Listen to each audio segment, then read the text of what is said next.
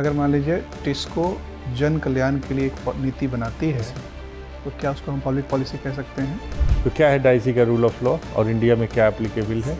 आप मुझे migrants, asylum seekers और रेफ्यूजीज के बीच का डिफरेंस बताइए। How many women MPs have come to Lok Sabha this time from Bihar?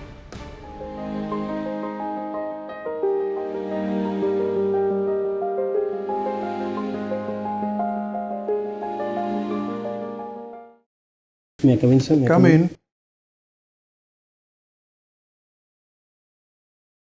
Good evening, sir. Good afternoon. Have your seat, Anupam. Your medium of communication will be Hindi or English? Sir Hindi. Hindi में बात करेंगे। अपना परिचय दीजिए। Sir मेरा नाम अनुपम शिवम है। मैंने अपना graduation national law university Ranchi से करा है। इसके बाद मैंने अपना masters national law school of India university Bangalore से करा है। मेरा स्पेशलाइजेशन ह्यूमन राइट्स था एंड इसके बाद सर मैं नेशनल ह्यूमन राइट ऑर्गेनाइजेशन में as a legal research consultant काम कर रहा हूँ। अभी आप काम कर रहे हैं? Yes sir. National law university और नेशनल लॉ इंस्टीट्यूट में क्या फ़र्क है? सर नेशनल लॉ आपने दोनों जगह पढ़ाई की है ना? सर दोनों सर सेम ही है, बस नाम का अंतर है सर। नाम का अंतर क्यों है, यही तो मैं पूछ रहा हूँ। रांची वाले का नाम नेशनल लॉ यूनिवर्सिटी क्यों है और बेंगलुरु वाले का नाम नेशनल लॉ इंस्टीट्यूट क्यों है? सर क्या उसके लिए अलग अलग कानून बने हुए हैं? दोनों सर स्टेट लेजिस्लेचर से पास हुआ है, दोनों यूनिवर्सिटी। एक सर कर्नाटका में है, एक रांची में है। सर नाम का तो मुझे इतना। अगर स्टेट लेजिस्लेचर से पास हुआ है तो नेशनल लॉ यूनिवर्सिटी तो कई स्टेट में है। Yes sir.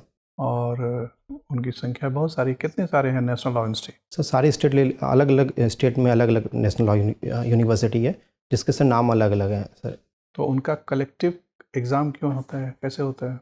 Sir sir around 2010 में एक सारे NLUs ने एक कॉमन कंसेंसस पे आए और बोले कि सर कि एक नेशनल सेपरेट एग्ज़ाम लेने से अच्छी है, क्योंकि सर सारे स्टूडेंट को अलग अलग एग्ज़ाम देनी पड़ती थी एंड अलग अलग फ़ीस देनी पड़ती थी। तो बहुत सारे स्टूडेंट जो है एक सेलेक्टिव बस यूनिवर्सिटी को ही ऐसे एडमिशन ले पाते थे। तो उन्होंने ये सोचा कि एक कलेक्टिव एग्ज़ाम लेते हैं ताकि वो नेशनल लेवल पे जिस बच्चे को एडमिशन लेना हो वो ले पाएंगे, इसीलिए। ठीक है। नेशनल लॉ इंस्टीट्यूट बेंगलोर कब स्थापित हुआ? सर वो 1989 में हुआ है। 1989 में। आजकल पब्लिक पॉलिसी का डिमांड क्यों बढ़ रहा है? सर पब्लिक पॉलिसी का डिमांड मतलब पढ़ाई जो पब्लिक पॉलिसी की हो रही है, यस सर, और उसकी लोकप्रियता बढ़ रही है। Yes sir. Sir actually public policy में एज ए लॉ का बहुत बड़ा रोल रहता है, जिसके कारण सर लॉस का इंट्रिकेसीज पता होता है एंड उसमें सर एज ए अगर किसी को पब्लिक पॉलिसीज में अगर एज ए सर गवर्नमेंट को बताना है कि कैसे कब पॉलिसी बननी चाहिए, तो आई थिंक सर इसीलिए सर उसकी लोकप्रियता। क्या मतलब है पब्लिक पॉलिसी का? पब्लिक पॉलिसी मतलब सर जो पॉलिसी है जिससे कि सर पब्लिक का वेलफेयर हो सके एंड सर जिससे पब्लिक एज ए पब्लिक के लिए सर जो गवर्नमेंट पॉलिसीज़ बनाती है सर वो उसको पब्लिक पॉलिसी बोल सकते हैं। वेलफेयर लोगों का होना ज़रूरी है उसमें? Sir as a India as a public policy, किसी पॉलिसी को पब्लिक पॉलिसी कहने के लिए पब्लिक वेलफेयर का होना एक इसेंशियल एलिमेंट है? सर हाँ तो मुझे पता है सर होना चाहिए। नहीं, मतलब वही मैं सुनिश्चित करना चाह रहा हूँ आपसे। सर होनी चाहिए क्योंकि India as a welfare state है, तो सर अगर पब्लिक के लिए अगर पॉलिसी बना रही है तो वही मैं कह रहा हूँ कि उसमें और क्या क्या आवश्यक शर्तें हैं? किसी पॉलिसी को हम कब डिक्लेयर कर सकते हैं पब्लिक पॉलिसी? एक तो आपने कहा कि पब्लिक वेलफेयर के लिए बना हुआ हो, और sir as a mass public at mass के लिए अगर बनाया गया हो एंड अगर मान लीजिए टिस्को जन कल्याण के लिए एक नीति बनाती है तो क्या उसको हम पब्लिक पॉलिसी कह सकते हैं? Yes sir. सर अगर वो पब्लिक को अगर ध्यान जन कल्याण, हाँ, पब्लिक वेलफेयर के लिए टिस्को ने एक पॉलिसी बनाई है। नहीं सर वो स्टेट को बनानी जरूरी है सर, आई थिंक जहाँ तक मुझे पता है सरकार की होनी जरूरी है। Yes sir. तो वहाँ पब्लिक पॉलिसी का मतलब, पब्लिक वर्ड का मतलब सरकार से है या जनता से है? जैसे पब्लिक सेक्टर अंडरटेकिंग जब हम कहते हैं तो उस एक्सप्रेशन में पब्लिक का क्या मतलब है?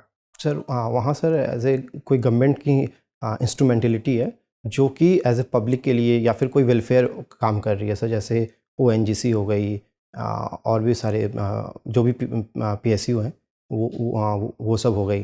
तो सर वो गवर्नमेंट की इंस्ट्रूमेंटलिटी है, वो सर एक तरह से गवर्नमेंट का एक अंग है जो कि एक कॉमर्शियल एक्टिविटीज़ को अंडरटेक करती है, ये ध्यान में रखते हुए कि पब्लिक एट लार्ज को फ़ायदा हो सके। तो सर वो गवर्नमेंट की एक तरह से कॉमर्शियल विंग बोल सकते हैं। ठीक है, आपने कहा कि आप ह्यूमन राइट ऑर्गेनाइजेशन में काम कर रहे हैं। Yes sir.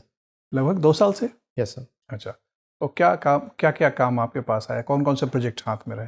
हाँ सर, बेसिकली मेरा यहाँ सर एज ए स्क्रूटनी का काम होती है सर। जो कंप्लेंट आती है उसे हमें देखना पड़ता है एंड देन उस पर हमें एक्शन बताना होता है कि इस पर क्या एक्शन लेना चाहिए। एंड दूसरा काम सर मेरा वहाँ है रिसर्च करना। जैसे सर कोई मान लीजिए सर हाल ही में जैसे एक एमनेस्टी इंटरनेशनल की रिपोर्ट आई थी जिसमें ये बोला गया था कि जो गवर्नमेंट है वो पीएमएलए एंड यूएपी एक्ट का मिसयूज़ करके वो सिविल सोसाइटी के वॉइसेस को दबा रही है। तो उसमें सर मुझे ऐसे ये टास्क दिया गया था कि कैसे मैं इस एक्ट को डिफेंड करूं एज ए गवर्नमेंट के बिहाफ में। तो सर वही मेरा रिसर्च वर्क ठीक है, आप क्या नव उपनिवेशवाद के कॉन्सेप्ट से परिचित हैं, नियो कॉलोनलिज्म से? सर कॉलोनलिज्म से जब Yes, sir. परिचित हैं, Yes, sir. उपनिवेशवाद क्या होता है? सर कोलोनिज्म बेसिकली वो होता है जब मिडाइवल पीरियड में कुछ पावर्स जो है कंट्रीज़ जो हैं वो एज ए सुपर पावर थी एंड वो सर अपने टेरिटोरी को इंक्रीज़ करने के लिए, बढ़ाने के लिए वो सर वो उस टेरिटोरी में आती थी, पहले कमर्शियल एक्टिविटीज़ अंडरटेक करती थी, फिर उस कंट्री को का एडमिनिस्ट्रेटिव पार्ट भी उसको ऐसे वो ले लेती थी। Subjugate, political subjugation. Yes sir. तो सिर्फ इसी को कॉलोनिज्म कहते हैं? पॉलिटिकल सब्जुगेशन हो जाए मात्र? पॉलिटिकल सब्जुगेशन तो जैसे मुगल्स आए, उन्होंने इंडियन रूलर्स को सब्जुगेट कर दिया। Yes sir. उसके पहले अफगान्स आए, उन्होंने इंडियन रूलर्स को सब्जुगेट कर दिया। तो क्या वो सब उपनिवेशवाद था? सर वो ये बेसिकली सर मॉडर्न पीरियड में, जो मॉडर्न पीरियड का स्टार्टिंग में था, और ये सर ये वेस्टर्न कंट्रीज़ कर रही थी एंड इसमें sir 2 countries basically as a compete कर रही थी। फ्रांस, बहुत सारे कंट्रीज थे, इसमें से 2 मेजर कंट्रीज़ थी, फ्रांस एंड इंग्लैंड, ब्रिटेन जिसको हम बोलते हैं सर। वो दोनों बेसिकली सर उस इसमें ये किए हुए थे। ठीक है, तो सब्जुगेशन के साथ साथ इकोनॉमिक एक्सप्लॉइटेशन भी इकोनॉमिक ज़रूरी शर्त माना जाता है।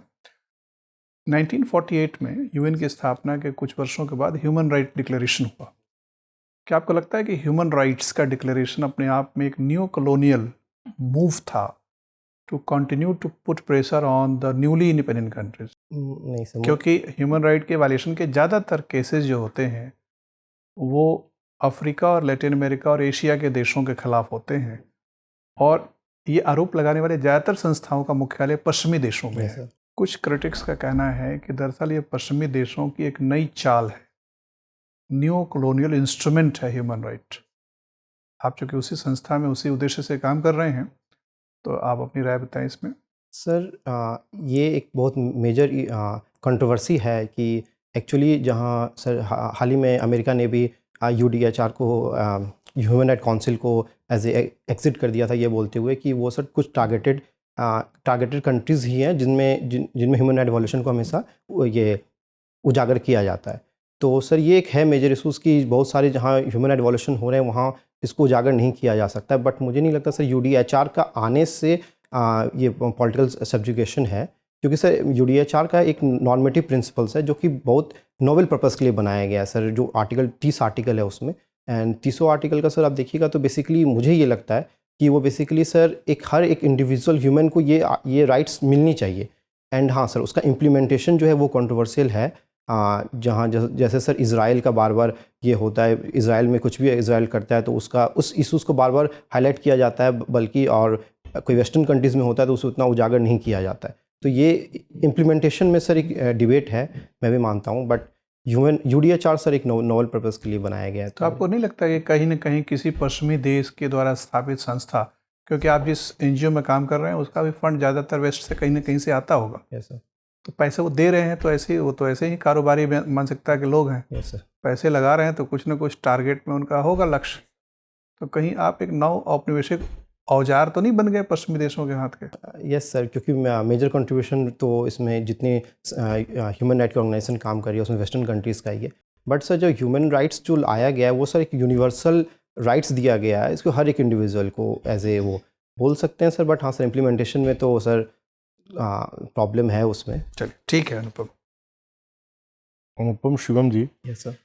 आपका फेवरेट सब्जेक्ट कौन सा है? सर मुझे कॉन्स्टिट्यूशन पसंद है। कॉन्स्टिट्यूशन पसंद है।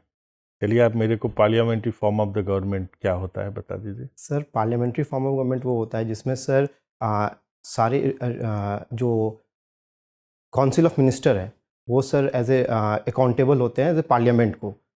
सर कोई भी एक्शन अगर लेना होगा तो as a council of minister अगर जो है वो पार्लियामेंट को अकाउंटेबल होंगे एंड अगर कुछ भी अगर डिसीजन होता है कुछ भी होता है तो पार्लियामेंट कैन आस्क देम कि ऐसा क्यों हुआ, तो इसको कहीं पार्लियामेंट ऐसा कोई आर्टिकल है जो parliamentary form of the government को आपको डिफाइन करता है भारत के कॉन्स्टिट्यूशन में? आई थिंक आर्टिकल 74 है जो बोलते हैं काउंसिल ऑफ मिनिस्टर सैलरी 74। 74 है सर।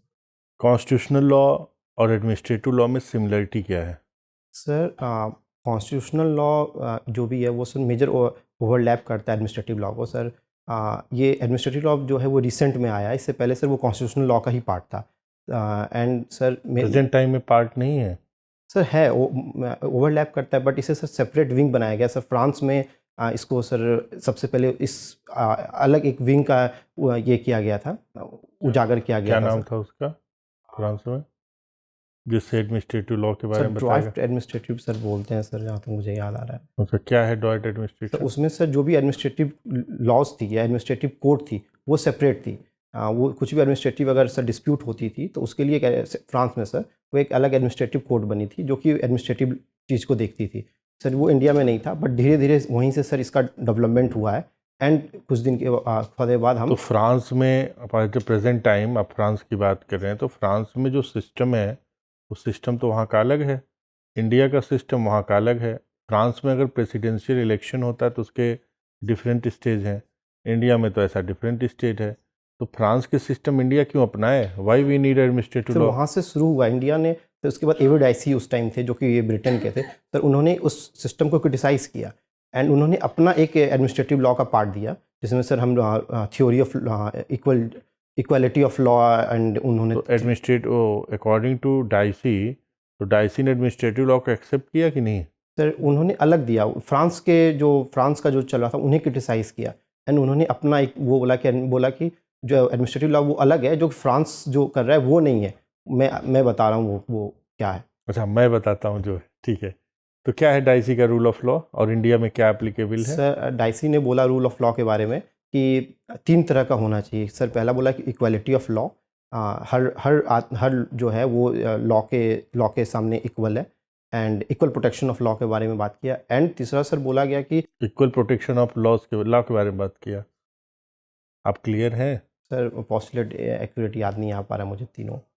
एंड तीसरा सर था कि इंडिपेंडेंट कोर्ट होगी जो कि इक्वालिटी ऑफ लॉ को तो देखेगी। डाइसी के किस रूल को इंडिया ने एक्सेप्ट किया? फर्स्ट, सेकंड, थर्ड, किस रूल सर को? फर्स्ट एंड सेकंड को किया, थर्ड को क्यों नहीं किया?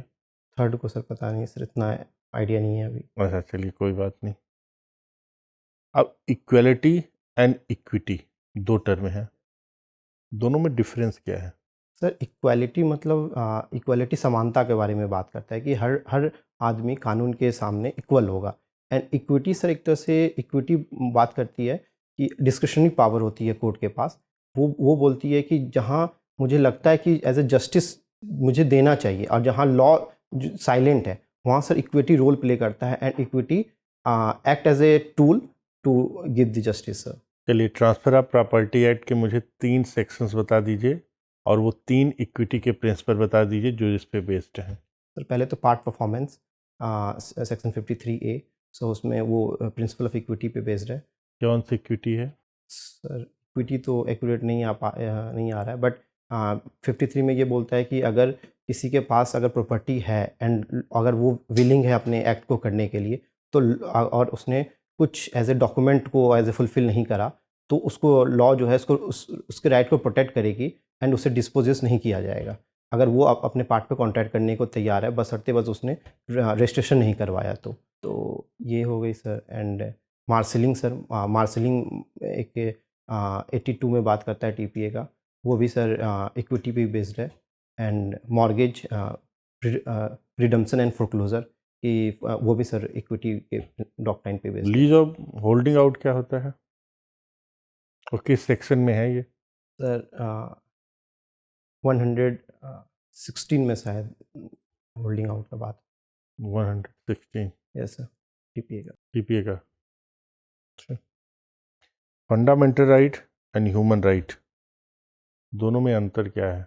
Sir human rights as a बोल सकते हैं सर जेनस है and fundamental right species. Sir human right basically section 2D of the protection of human right में डिफाइंड है उसमें सर बोल सकते हैं कि ह्यूमन राइट जो है वो यूनिवर्सल इनवॉल्युबल राइट है, and fundamental right are the rights जो कि पार्ट 3 में दिया गया है।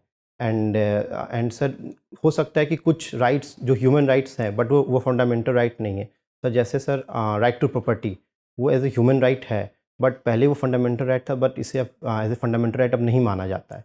तो सर बोल सकते हैं कि ह्यूमन राइट जेनस है, एंड फंडामेंटल राइट वो राइट है जिससे कि पार्ट 3 में रिकोगनाइज किया जाता है, एंड जिसको आप इम्प्लीमेंट कराने के लिए आर्टिकल 32 में कोर्ट जा सकते हैं। चलिए एक प्रॉब्लम आपको देते हैं और आप उसका उत्तर दीजिए।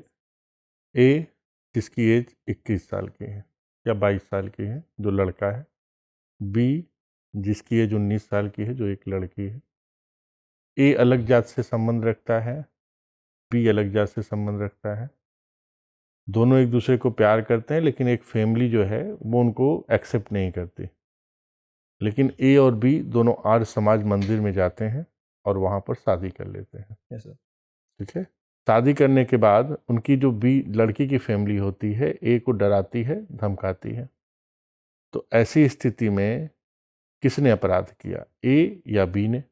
या इस पर कॉन्स्टिट्यूशनल केस लॉज भी कोई है जो इसको रिकॉग्नाइज करता है? अगर है तो क्या है? सर हाँ, एक सर मुझे केस लॉ याद आ रहा है जो हादिया करके था। उसमें बेसिकली एक जो फैक्ट है वो सेम ही था। उसमें सर जो लड़की थी वो सर दूसरी कम्युनिटी की थी, एंड लड़का दूसरे कम्युनिटी मैंने जात बोला है सर वो यहाँ जात अलग हुआ। कास्ट बोला है सर कास्ट कास्ट और कम्युनिटी दोनों अलग हो गई ना। तो उस केस में सर यही था कि दोनों का अलग अलग कम्युनिटी था, एंड सर उसमें लव जिहाद का भी एक सवाल उठा था। तो उसमें सर कोर्ट ने लड़की को प्रोटेक्शन देते हुए बोला कि being she is the major, उसके पास राइट है, पूरा राइट है कि वो अपना एज ए लड़का को चूज़ कर सकती है। इसमें सुप्रीम कोर्ट ने राइट टू चूज ये राइट दे दिया, और right to choose become a fundamental right under article 22 of the Indian constitution. Case का नाम है Lata Singh versus state of UP. 2022 में जब सुप्रीम कोर्ट ने Supriyo Chakraborty versus union of India के केस में राइट टू चॉइस और राइट टू मैरी के बीच में डिफ्रेंशिएट किया और ये कहा कि राइट टू चॉइस तो आपका है फंडामेंटल राइट, लेकिन right to marry is not a fundamental right. ठीक है, इसलिए रेलिवेंट केस लॉज है, इस पर पकड़िए। Okay, thank you.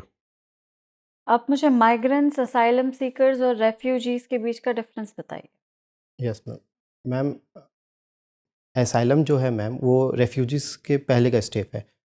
Asylum basically asylum जो है रेफ्यूजीज़ अगर कोई बन जाते हैं तो स्टेट उनको कुछ प्रोटेक्शन देती है, उनको राइट्स देनी पड़ती हैं। एसाइलम बेसिकली मैम वो रेफ्यूजीज़ वो पर्सन है जो कि फियर ऑफ प्रोसिक्यूशन पे, जो कि कास्ट रिलीजन जो भी है उस बेसिस पे कोई कंट्री को आते हैं, एंड उनके पास कोई राइट नहीं होते, बट उनके पास बस राइट टू शेल्टर होते हैं। एंड अगर वो कंट्री जो है उस जो एसाइलम पर्सनस हैं उनको अगर उनके राइट्स को अगर एक्सेप्ट करती है, उनको रिकोगनाइज़ करती है, तो फिर उनको एज ए रेफ्यूजी ट्रीट किया जाता है, एंड सर्टेन राइट्स उनको स्टेट देनी पड़ती है। जैसे मैम शेल्टर हो गया, फूड का हो गया, तो ये है मैम। तो आप कह रहे हैं कि पहले असाइलम सीक किया जाता है और अगर असाइलम अप्रूव हो गया या फिर उनको रेफ्यूजी स्टेटस मिल गया तो वो रेफ्यूजीज बन जाते हैं। डिफरेंस कहाँ है इसके बीच में? प्रॉपर एक आउटलाइन डिफरेंस दीजिए मुझे, ग्राउंड्स पे, किस किस ग्राउंड पे ये अलग हैं? मैम जहाँ तक मुझे पता है मैम कि एसाइलम जो भी एसाइलम सीकर्स होते हैं उनको अगर स्टेट रिकोगनाइज़ करती है तो उन्हें प्रोटेक्शन एज ए लॉ देती है, एंड उन्हें एज ए रेफ्यूजी ट्रीट किया जाता है। असाइलम सीकर्स को ही? अच्छा, माइग्रेंट्स क्या है फिर? माइग्रेंट्स मैम माइग्रेंट्स वो हैं जो कि अपने कंट्री को छोड़ के दूसरे कंट्री में आ गए हैं विदाउट प्रॉपर डॉक्यूमेंटेशन, एंड वो तो इलीगल माइग्रेंट्स इलीगल हैं। माइग्रेंट्स हो गए। मैं तो सिर्फ माइग्रेंट्स पूछ। यस मैम, जो मतलब जो अपने कंट्री को छोड़ के आए विद डॉक्यूमेंट्स और विदाउट डॉक्यूमेंट्स। क्या असाइलम प्रोटेक्शन को या रेफ्यूज स्टेटस को कोई स्टेट कैंसिल भी कर सकती है? यस मैम, किन ग्राउंड्स पे? अगर उनके सिक्योरिटी ऑफ द स्टेट अगर हैम्पर हो रहा है तो स्टेट अगर चाहे तो कैंसिल भी कर सकती है उस स्टेटस को। व्हाट्सएप कॉन्वर्सेशंस को एज एविडेंस एक्सेप्ट किया जा सकता है according to the old scheme and the new scheme of evidence law? Yes ma'am. What kind of an evidence is it? Ma'am electronic evidence. Is it significant? Does it require corroboration? Yes ma'am, under section 65B of Indian Evidence Act, there are certain requirements before any electronic documents can be treated as evidence. Ma'am इसमें कुछ requirements दिए गए हैं, जैसे ma'am 65 में एक certifying authority होती है, वो सर्टिफाई करती है कि ये जो डॉक्यूमेंट है वो टेम्पर्ड नहीं है, एंड जो डॉक्यूमेंट्स जिस वे में प्रोड्यूस किया गया है उसकी एविडेंशियल वैल्यू कम नहीं होती, तो वो अगर फुलफिल करती है ma'am, then WhatsApp chats can also be produce as evidence before court में. What is the difference between evidence and proof? Ma'am proof जो है ma'am is the process. Proof जो है प्रोसेस होता है जिससे आप वाया एविडेंस आप प्रूफ करते हैं. Evidence is the material that you present before the court, and proof is the legal result of the evidences की that has been proved by the parties. अगर डाइंग डिक्लेरेशन देने वाला, या फिर let's say there was an injured person and the prognosis was that he would die, but he doesn't die, he survives, he doesn't succumb to the injuries, लेकिन वो declaration दे चुका है जो उसकी डेथ को रिजल्ट कर सकती थी, बट उन्होंने किया नहीं, तब उसकी डेक्लेरेशन का क्या स्टेटस है? Ma'am I think that if the declaration that has been given is an admission, then it can be admissible under section 21, and if it is not an admission, then it is admissible under section 157 of Indian Evidence Act. What is the difference between disclosure statement and discovery statement? Discovery statement are the statement in which a party gives the statement that leads to some discovery of a fact or discovery of some evidences, and disclosure. Res judicata का principle writ jurisdiction में या Ritz में apply करता है? Yes, ma'am. In the case of Daryao versus State of UP, the court has held that the principle of res judicata will be applicable, but ma'am, habeas corpus नहीं applicable नहीं. What is the difference between necessary party and proper party? Ma'am, necessary parties are those parties without which proper adjudication of the dispute cannot be done, and proper parties are those parties without which adjudication can be done, but complete adjudication cannot be done. For example, ma'am, if there is a dispute between landlord and tenant, if the subtenant has not been added, then it can be said that proper party has not been added. But in the case where tenant has not been added, then there cannot be any adjudication of the dispute. So here the tenant is necessary party and subtenant is proper party. Do you know what section 294 CRPC is? I'm not able to recall. No proof in certain documents, no proof required in certain documents. Yes, ma'am. कुछ याद आ रहा है? चलिए कोई बात नहीं, आप मुझे बताइए कि हॉस्टाइल विटनेस क्या होता है? Ma'am, hostile witness section 154 of Indian evidence act बात करता है. Ma'am, according to hostile witness, if the witness is not ready to state the true things to the state, then those witness are considered as hostile witness. Ma'am, hostile witness का statement जो है court पहले वो कुछ court के सामने कुछ और दे रहा होता है, उसके बाद वो एज ए मुकर जाता है कि उसने जो पहले दिया था उस बात से, तो they consider as a hostile witness. And ma'am, इधर here the prosecution witness has the right to cross examine those witnesses. Ma'am, section 154 ये बोलता है कि प्रोसिक्यूशन के पास राइट होगा. Thank you, that's it. Anupam, how many divisions are there in Bihar? Administrative divisions? Sir, as far I know, is 18. 18 divisions are there. Can you name some of them? One of the Bhagalpur. Sorry, sir, I have not read that. I will. Okay, Bhagalpur is correct. And how many districts are there in Bhagalpur division? Sir, 4, I think. Which ones? Munger, Baka. Bhagalpur itself? Bhagalpur, yes, Bhagalpur itself, yes, sir. Okay. Yes, sir.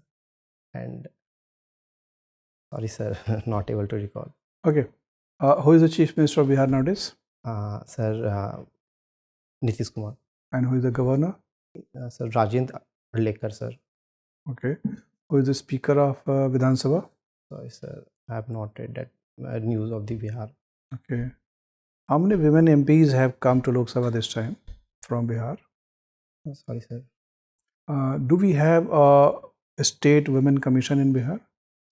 As far as I know, there is state human rights commission, but not. I have no idea about this. Do we have a state human rights commission in Bihar? Yes, sir. Who is the chairperson? So I think it's now vacant. There's no. It is without chairperson, without head organization functions. Yes, sir. Can a body function without head?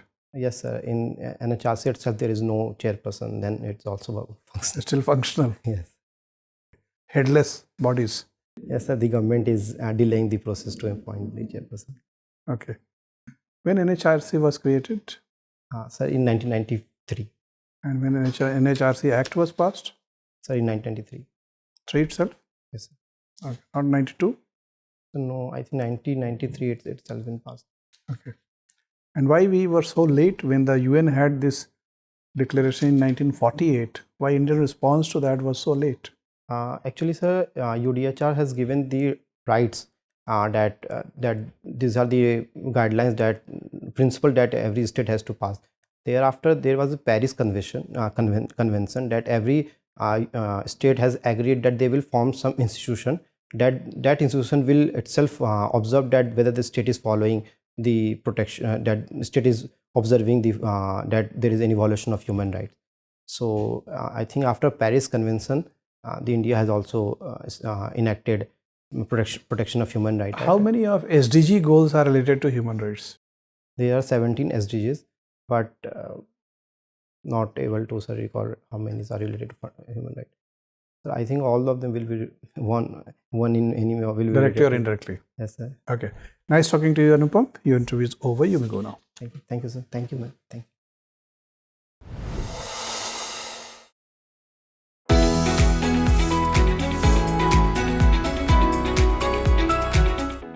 बैठिए. Yes, sir.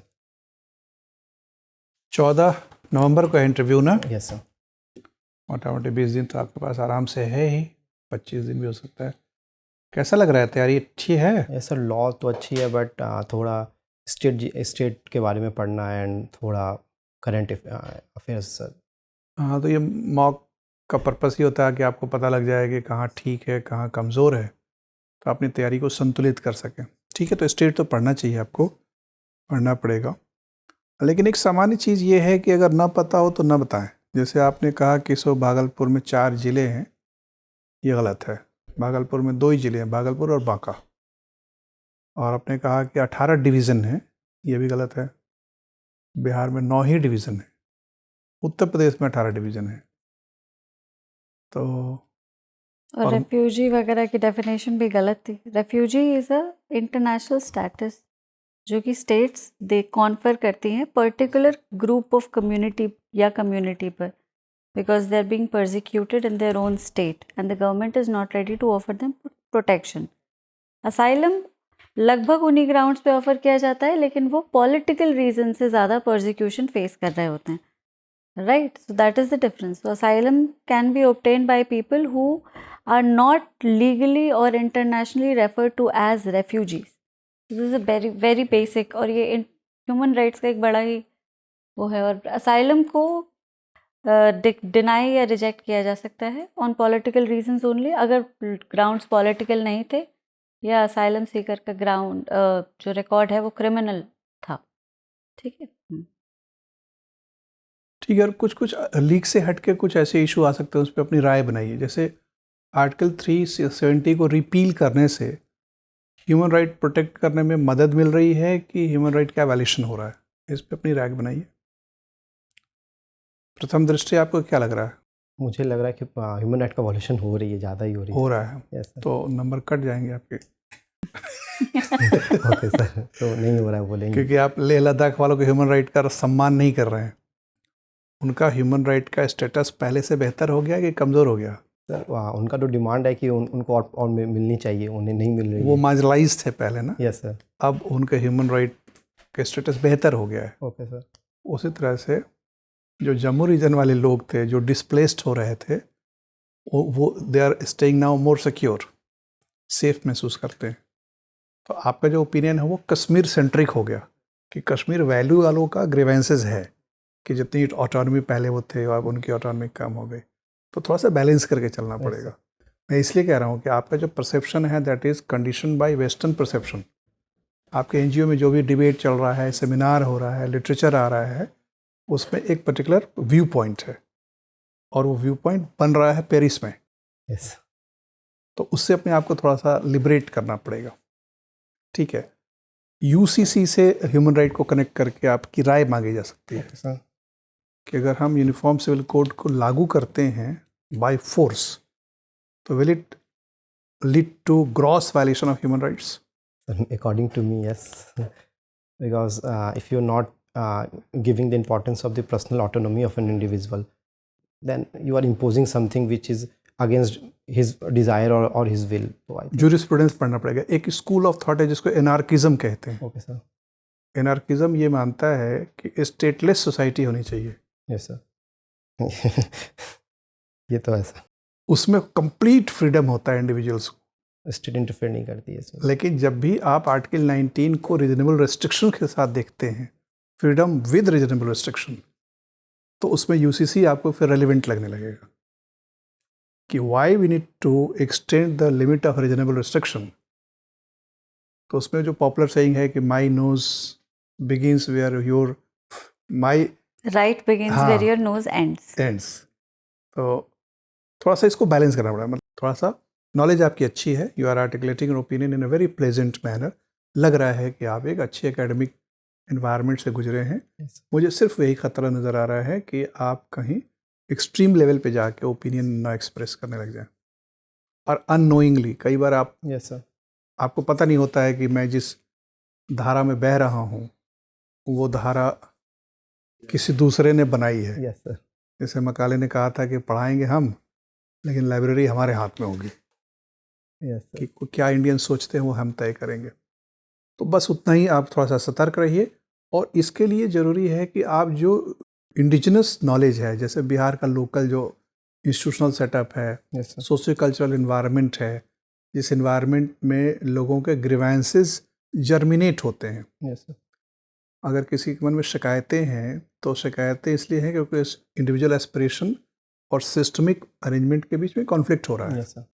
उस systemic arrangement में अपने relative हो सकते हैं, friend हो सकते हैं, गवर्नमेंट मशीनरी के एजेंट्स हो सकते हैं, जो भी हो, तो उससे अवेयर रहना ज़रूरी है। तो इसलिए वो सब चीज़ें पढ़ के रहिए। लेजिस्लेचर में क्या कंपोजिशन है, हाउस काउंसिल में क्या है, ब्यूरोक्रेसी कैसा है, Yes, sir. कितने डिस्ट्रिक्ट कोर्ट्स हैं, हाई कोर्ट में चीफ जस्टिस कौन है, वुमेन जजेस हैं कि नहीं हैं, कितने डिस्ट्रिक्ट एंड सेशन जज वुमेन हैं, ये सब थोड़ा सा देखते रहिए। तो लगेगा कि आपकी एफिनिटी यहाँ की लोकल सोसाइटी से इसके प्रति कंसर्न है, तो थोड़ा सा वो आपके प्रति उदार नज़रिया बनाएंगे। Yes, sir. ठीक है। और कोई क्यूरियोसिटी है या कोई सवाल है तो पूछिए। नहीं सर। चलिए, all the best. Okay, all thank you the sir. best. Thank you ma'am.